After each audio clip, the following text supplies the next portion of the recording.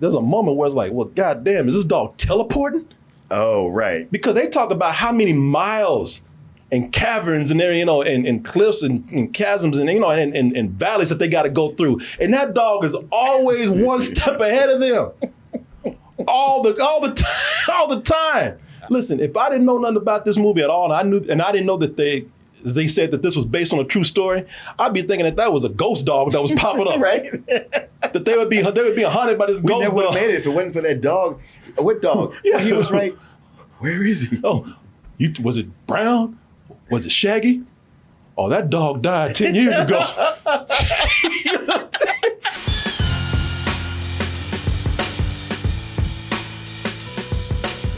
I cannot, in good conscience, talk about Double Toasted Live in LA without showing that image right there. Double Toasted Live in LA. That's from the art of Moss. He did that art right there. Some of y'all be getting that on a t-shirt, but I'll let you know about that in a little bit. Dogs. Just not for white people anymore. Everybody loves dogs. Dogs are big business at this point. Apparently. From food to doggy bars, the dog dedicated bars now, and to movies. They got them, man. Do they have a special poker table for the dog to play? Well, I'm glad you asked, Marty. Yes, they do. No buy-in for people, though. That's their table, man. People, we love our dogs, man. You put a dog in a movie, everyone is rooting for that. True. You can kill people in all kinds, humans. Kill them in all kind of horrifying ways, but you better not hurt that dog. You hurt the dog, you lose the audience. You will. Now we see movies today where I love dogs, y'all, but I'm watching movies now saying, now that dog deserves to die. Not because the dog did anything, but can't nobody die in the whole room, the dog is still alive. Come on now. Sure. Everybody burned up in the building, but the dog coming out without a scratch. Come on now, y'all. So, with all that said, we love dogs so much, you can't even kill a dog now. Making a dog movie is almost cheating. Oh, yeah. Definitely a cheat code. So, you gotta be a really bad dog movie to mess up, man. It happens, but you gotta be really bad. So how does it work with the movie that we have right here? We're gonna be talking about Arthur the King. That is the latest movie with Mark Wahlberg and a dog, to quote one of our past members here on Double Toasted. People love Mark Wahlberg. I mean, unless you're the guy that beat up on you. And even that guy's like, he's like, he's all right. So I love Three Kings. He gets the pass. So how does it work here? Let's go ahead and take a look at the trailer for Arthur the King, and I'll be back with my review. We all know anything can happen out there. Over the next 10 days, these athletes will cross 400 miles climbing, biking, and kayaking. That dot is daddy. Yeah, these people are insane. These people are out their goddamn minds, man. These people are crazy. I thought an Iron Man was a lot, but come on, man. No. Kayaking and mountain climbing with the kayak on your back. These people want to die. Clearly. No, they're not satisfied. Just bored with life. All they just looking for creative ways to kill themselves. Daddy died. Leave the stupid dog and let's go. Come on. So, they're giving away some of the movie right here. Some things I want to talk about here. What do you think you went through before you met us? Whatever it wasn't good. You've been hanging out with Mark Wahlberg. I feel glorious. Famous dog. Looks even worse than the rest of you. Maybe you all deserve each other. Always underestimated armor, buddy. This isn't the route on the map. By the way, that's supposed to be the typical, the bully from the other team. Yeah. That's not in the movie. That guy's nice. It's not? No, that guy's nice. Oh. That guy's nice. No, he never messes with them, man. That's only one part he's looking at them, he's like, I see you. But no, he's not a dick like that. Hey, just follow Arthur. Lead the way, King. Here's why. I'm not a dog person. They not just the cheat code of a dog, but an underdog sports movie as well. Dog and underdog. Oh boy, together. Now you can't deny this right here. But as we were saying, there's this big competition that goes on, the Adventure Racing World Championship, and Mark Wahlberg plays this dude, Michael Light. And you can see him right here, and it's another one of those stories where he's kind of living under the shadow of his dad. And his dad is cool. His dad, his dad got out of the army. He's won a bunch of medals and everything. And, You know, now he has his own real estate agency, and Mark Wahlberg's character Michael works for him, and Michael is like, well, you know, I've been racing for years, and he's been doing this race for years, and people just been making fun of him. They're like, damn, you've been doing this how long? You ain't come in and placed yet. So they kind of got to his head. He's just kind of like, man, how am I supposed to live like this? And you got all these awards, and his dad's like, just sell the houses, man. You know, we're living nice. You got a wife, you got a kid. Come on. But he's like, no. I said, I have one more chance. I have one more chance to do this racing world championship in the Dominican Republic. So he gets a sponsorship. Not the sponsorship he wants. He gets a team together.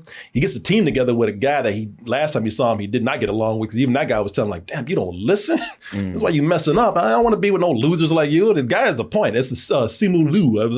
Yeah. And so, you know, but they get them all together because this guy is actually successful. The sponsor's saying, we ain't going to get him. We're not going to give you any money if you can't get him. So they all get the team together, and they're actually doing pretty good.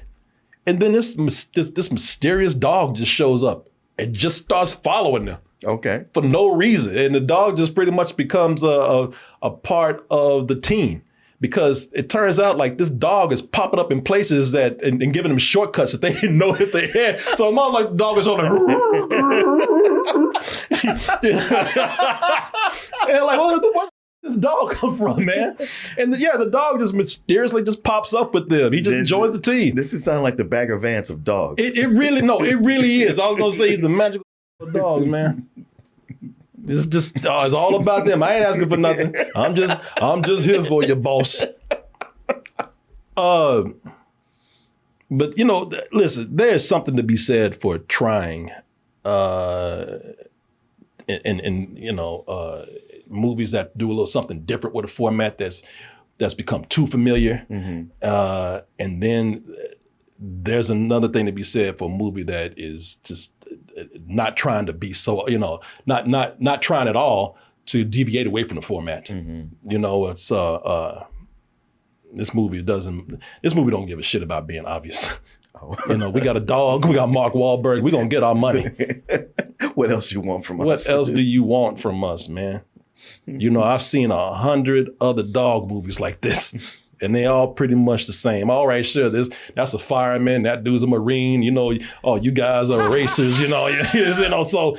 Wow, they got firemen and Marines? Oh boy, they're just stacking the deck here. Yeah, not in this movie. Oh, okay. I'm just saying in other movies, that's what they've had. Yes, that's true. You know, it's just like fill in the blank. You know, so they've had all these movies where it's just like replace this occupation of this character with this right here.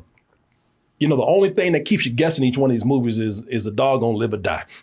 Right. You know, that's because, I mean, if they really want to have you talking for years about this, you know, they're gonna kill the dog. And the dog always has some ailment. Yeah.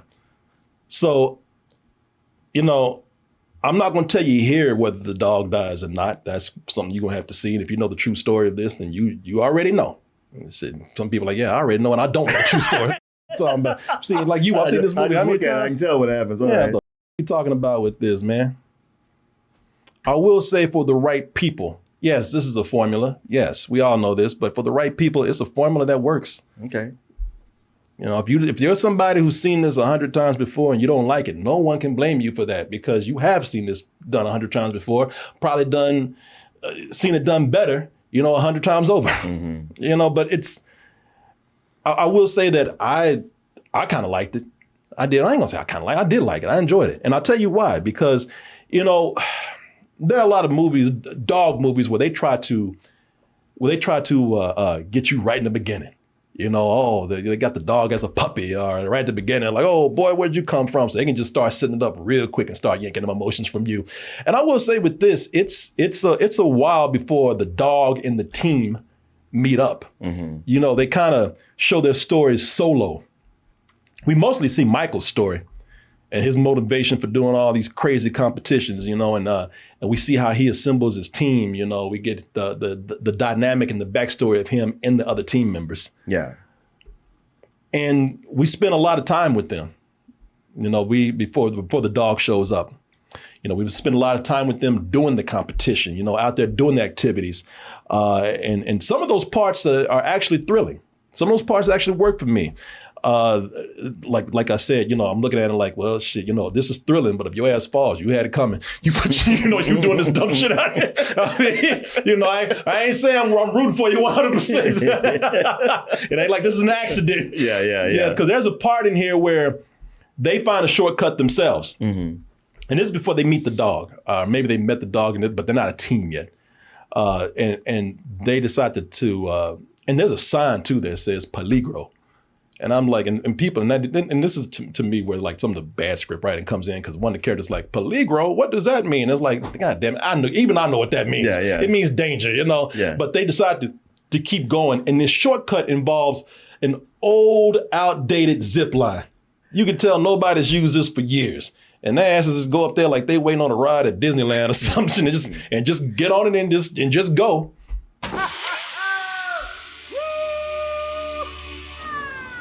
Kiss my taint. Showing his balls and ass to everybody right there. Okay. Okay. It looks like just like me. Wee snap. Yeah. Yep. She's taking her time. Listen, two people that made it safe, and they showing a long time for her to set this up. Yeah, hey, what's gonna happen next, y'all? Oh, am I gonna make it? This is beautiful! Yep. Music change. Yeah. And see, when that happens, I mean, they did a good job at showing you just how far the drop was, showing you how fast the zip line is going. And so we're already anticipating that something's going to break. Mm-hmm. And it did. And that was a pretty thrilling scene, trying to see how Mark Wahlberg's character is going to go out there and rescue her. Yeah. I mean, it involves unhooking things and, doing hand-to-hand overlapping and all that. And I thought that was done effectively. So, they're doing a lot before they actually bring the dog in. So they're not trying to manipulate you the whole time. Okay, because I was wondering how the dog was going to do on the zip line. Oh, he got a zip line too? No, they don't bite on with his teeth. No, that dog would just be dead by this point. Or they just had to split ways. I mean, dogs are pretty good about going, I'm going around. Yeah, no. I mean, but shit, the way this thing is, this dog got more sense than them. That dog is way ahead of them. That dog like, why y'all going this way? Oh, well, whatever. But once the dog, gets with the team full time, it does nothing to deviate from what we usually see. I can tell you that right now. So I like I said, I don't blame people who have seen this before, and this is just not their thing. They don't like things that are, that are too overfamiliar. I cannot blame you for coming in here and saying, no, this is not any good. I don't like it. I understand what you're talking about. But, the dog movie, especially the dog who gives inspiration in life to the underdog or the has-been, the loser, whatever. That's almost a subgenre within itself. Yeah. And you know what to expect when you see it. I mean, listen, really, I'm saying avoid this if this is something that you don't like. If you already know, man, I know what happens in this. I ain't going to see this shit. I cannot blame you for that. Now, if you go and see this and be like, well, man, that was some bullshit, that's on you. All right? Because I'm telling you what this is. Corey, why you tell me to watch that? I tell you a damn thing to do with this movie right here. And that's the thing. I knew what to get from this. I knew what to expect from this. And also, I'm a sucker for dog bonding movies. Shit, this dog don't leave my side all day. This dog is right here right now. Right. So I'm biased towards this here. I mean, this dog is it's Velcro to my ass all day long. So you talk about bonding, hell yeah, I know what that's like. I can relate. I'm manipulated by these movies the same way that people are manipulated by Lifetime movies, Christmas movies, dunk comedies, The Bachelor, or anything like that. I'm reality TV. This is my thing right here. And I know it's not high quality. I know that. It's not going to win no Academy Awards, nothing like that. But, I will tell you, again, I'm a dog person. I know what these are like. I love dog bonding movies. So when I tell you I'm a sucker for this, I mean it, man. When that dog wouldn't leave Marky Mark's side and Marky Mark wouldn't leave his side, that hit me right here. Yeah. Yeah. So I'm a bitch for this kind of stuff, man. Like I said, since especially I have a dog that's attached to me all day. Also, the movie is not that long. You know, it's a little over an hour and a half. Yeah. And so it was kind of like a pleasantly short time spent at the theater. Now, I will say this. I do want to know, and this might change my mind depending on how much y'all lying about this movie, because with this movie right here, you know, it's about this dog that mysteriously shows up everywhere that they go. But there's a moment where it's like, well, goddamn, is this dog teleporting? Oh, right. Because they talk about how many miles and caverns and there, you know, and cliffs and chasms and, you know, and valleys that they got to go through. And that dog is always one step ahead of them. All the time. Listen, if I didn't know nothing about this movie at all, and I didn't know that they said that this was based on a true story, I'd be thinking that was a ghost dog that was popping up. Right. That they would be haunted by this We ghost never would dog. have made it if it wasn't for that dog. What dog? Yeah. Well, he was right. Where is he? Oh, was it Brown? Was it Shaggy? Oh, that dog died 10 years ago. Because I thought they were being hunted by this, not haunted like by a ghost. Yeah. Like this dog was haunting them, telling them how to avoid danger. Don't make the same mistakes I made.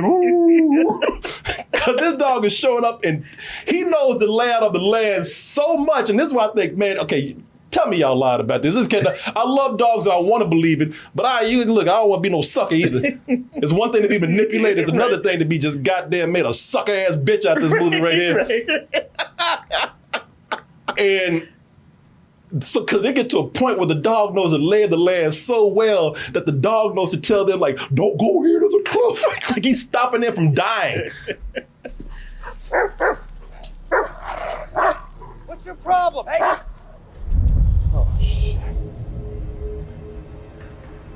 Now, unless this dog had a map. Come on, man. Yeah, that's what I'm saying. You falling for this? What am I just telling you? I was like, listen, I love dogs so much. I want to believe the dog did this, but I'm calling kind of bullshit on it now.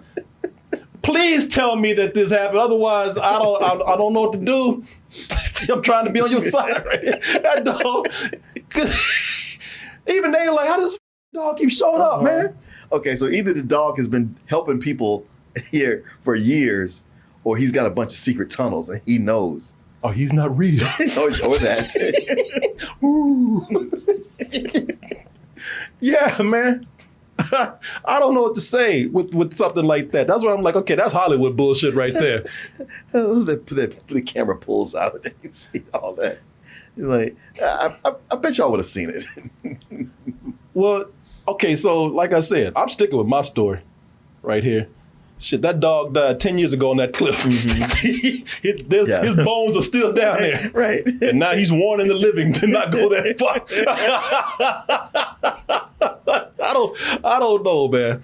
But listen, again, I understand. Don't come at me talking about, man, that movie wasn't that good or that special. I understand a lot of people don't feel like that. It just, every once in a while, you have to be honest with people and say, this is just something that appealed to me. I know the quality is probably not there for everybody else. I recognize the flaws.